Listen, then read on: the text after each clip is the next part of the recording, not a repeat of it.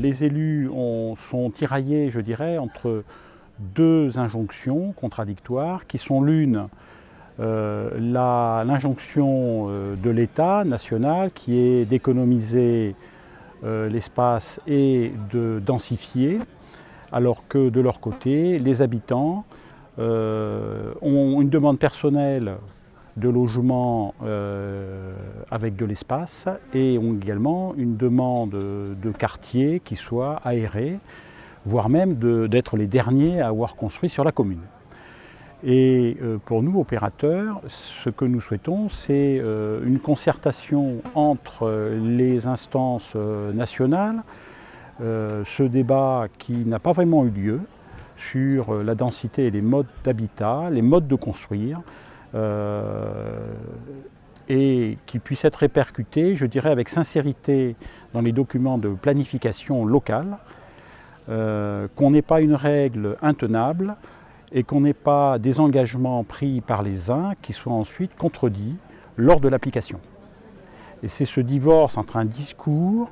et une pratique qui pose ensuite des problèmes et tous les recours que nous avons subis, toutes les difficultés, voire le risque pour des élus d'avoir tenu un discours, avoir été forcé, je dirais, parfois par les institutions ou par la préfecture, par les échelons supérieurs de planification, à prendre des options de planification, de densification, qui sont ensuite refusées par leurs habitants, leurs électeurs, et qui ne correspondent pas à la demande ni à la capacité, à la solvabilité des ménages pour se loger. C'est ce qu'on souhaite, c'est un débat entre les opérateurs, avec les logements sociaux, avec la promotion, et puis bien évidemment les élus et l'État, de façon à aboutir à une vérité